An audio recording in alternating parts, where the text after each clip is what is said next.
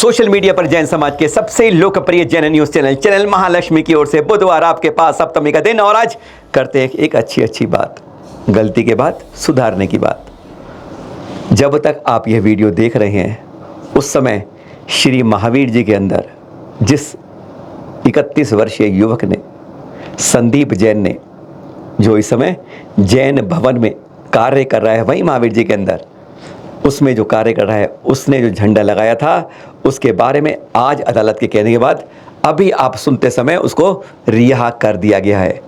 यह सूचना एक खुशखबरी वाली है। जो समाज में काम करता है वह प्रशंसनीय होता है। महावीर जी का यह केस, जहाँ पर कुछ लोग विरोध में भी आए, पर यह ध्यान रहे, अगर समाज के हित में कोई काम होता है तो हम सबको मिलकर आवाज़ उठानी होगी। आज संदीप के बारे में जो जमानत अर्जी मंजूर हुई वह केवल आप लोगों की सबकी सफलता का निशान थी। जागृति रखिए, जो सत्य हो उससे पीछे मत हटिए। आप गलतियां छुपाते रहेंगे, कुछ इलाज नहीं होगा। इस बारे में जब दोपहर को जब जमानत हुई तो हमने उनके वकील जो हैं इस समय यहाँ पर हैं, उनसे भी इस बारे में बात की। आप उनको सुनाते हैं, पहले आप वो सुनिए। वकील ने जो हमें यह खुशखबरी दी थी, जैसी अदालत ने अंदर निर्णय सुनाया था, एक बार सुनिए उनसे।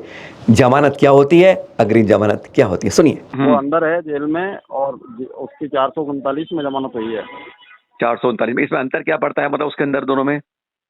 अंदर ये होता है, एक में तो पुलिस गिरफ्तार नहीं करती है, उससे पहले ही आदमी जमानत ले ले तो पुलिस उसको थाने बुला के कागज साइन करवा के छोड़ देती है। बिल्कुल ठीक है, वो तो होती है अग्रिम जमानत जी।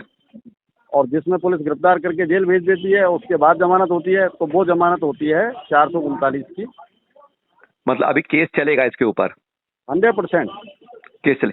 दूसरी पार्टी जो आई थी उन्होंने अपना इसके बारे में कुछ कहा गया, मतलब ये लड़का ठीक है, इसको हटा दिया जाए, कुछ अपील की थी अदालत से? ये एफिडेविट दिया उन्होंने। एफिडेविट दिया उन्होंने कि हमने जो जांच की है उस जांच में इसका इस प्रकरण में कोई दोष नहीं पाया गया है। तो ये लिखा है उन्होंने। तो अब भविष्य में क्या उम्मीद है इस बारे में? वो उम्मीद यही है कि मुकदमा चलेगा, उनके वहाँ बयान होंगे, उसके बाद मैनेजर नेमी कुमार के बयान होंगे। हाँ, नेमी कुमार के होंगे। फिर बाद में कोर्ट में वो जो उनका मोबाइल गया है, उससे चैट हुई है, कितनी जगह वायरल हुआ है, तो उसकी जो रिपोर्ट होकर के आएगी, जांच होकर के, उसके आधार पर चलेगा। तो मतलब चलेगा, मतलब उसके बाद छूट पाएगा, मतलब केस हटेगा, मतलब? हाँ, केस हटने में तो सालों लगेंगे ब्रो, सालों लग जाएंगे, साल लग जाएंगे। दूसरा जो और अभी उसके बारे में कहा गया था उस केस अपील में, FIR में, उसके बारे में कुछ बात हुई? जो अन्य अभियुक्त है, किसी को गिरफ्तार नहीं किया, अन्य अभियुक्तों में से किसी को नहीं किया गिरफ्तार, उनमें किसी को नहीं किया गया। हाँ। और अब ये बच्चा आज आ जाएगा वापस, अभी शाम को मिल जाएगा, आज आ जाएगा, मिल जाएगा। और हाँ, शुरुआत का घटनाक्रम कैसे हुआ, यह है वह शपथ पत्र जो नेमी कुमार पाटनी ने, जो महावीर जी निवास के, उन्होंने जो कहा जाता है कि वह इस समय वहाँ पर देख रेख कर रहे हैं, जिस मैनेजर के पद पर हैं, उन्होंने यह एफिडेविट दिया। देखिए इसमें क्या क्या लिखा गया है। इसमें स्पष्ट लिखा गया है, पहला 2 पढ़िएगा। संदीप, उसका मैंने FIR में नाम लिखाया। मेरे ऑफिस द्वारा जांच करने पर पता लगा कि संदीप ने सार्वजनिक सोशल मीडिया यानी फेसबुक, इंस्टाग्राम या किसी मीडिया पर कोई सूचना प्रकाशित नहीं की थी, स्पष्ट है।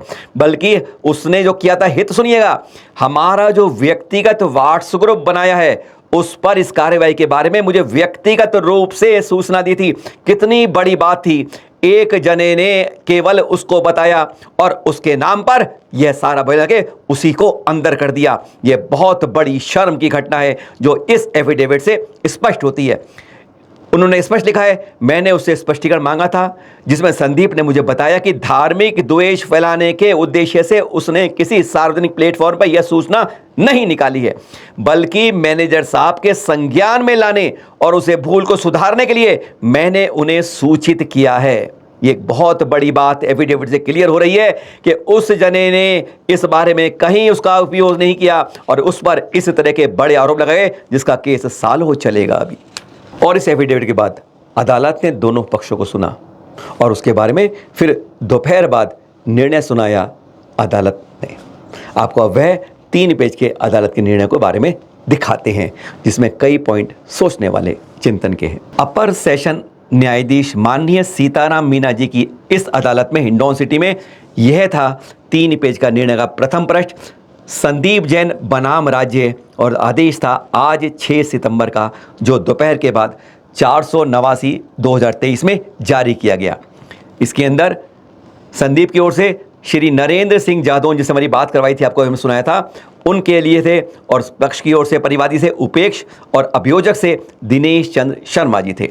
और आदेश के कुछ मुद्दे थे, वह अब जानिए। दूसरे अंक बिंदु में जो स्पष्ट लिखा जज महोदय ने कि 30 अगस्त को एक तहरीर रिपोर्ट नेमी कुमार कार्यवाहक मैनेजर द्वारा इस आशय से पेश की गई कि 29 अगस्त को क्षेत्र पर काफी भीड़भाड़ थी। अब देखिए पहले क्या लिखा गया था, उसमें कुछ असामाजिक तत्वों ने मंदिर के कटले की छत पर चढ़कर हरे रंग का झंडा लगा दिया।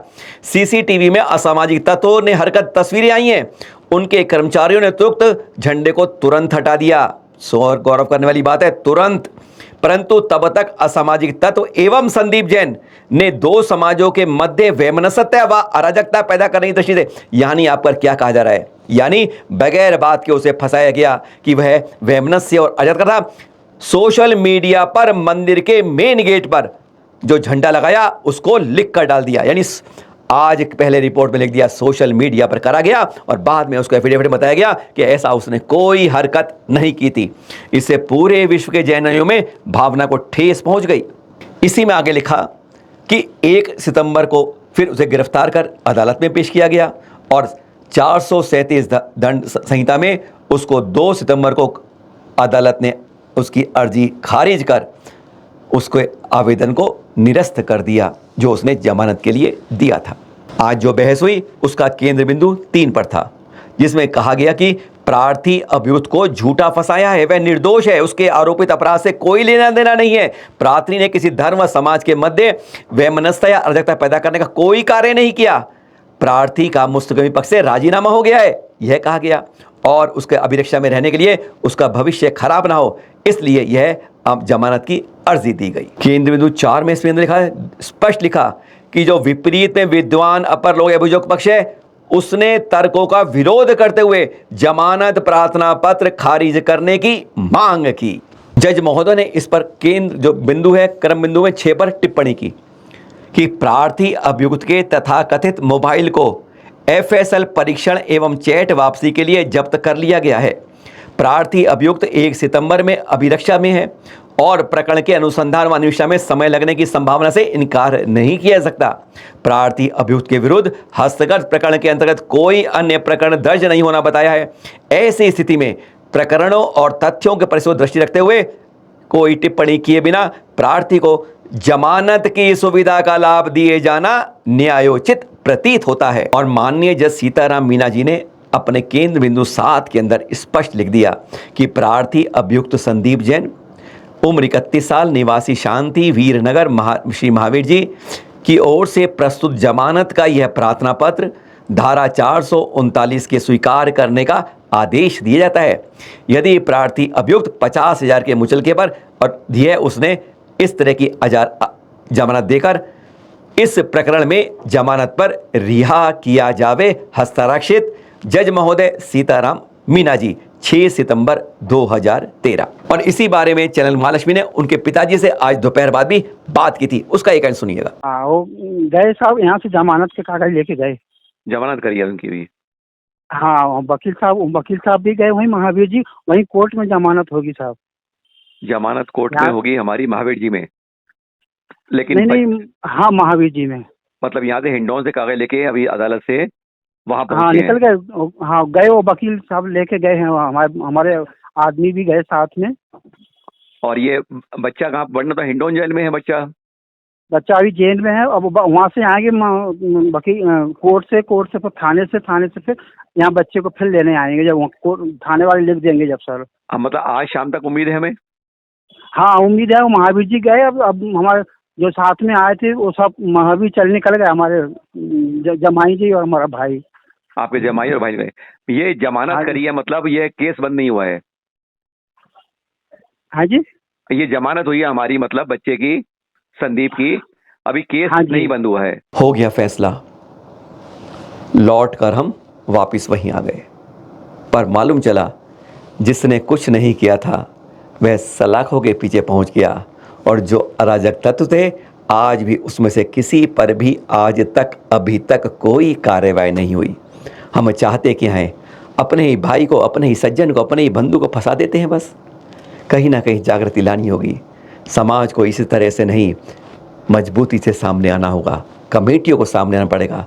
कमेटी का सहयोग के लिए हम धन्यवाद ज़रूर देंगे कि उन्होंने ऐसा किया, पर शुरुआत गलत की थी। शुरुआत सही रखें, इस तरह की किसी भी गलत हरकत को मत छोड़िए, पर किसी निर्दोष को मत फंसाइए। सादर जय जिनेंद्र।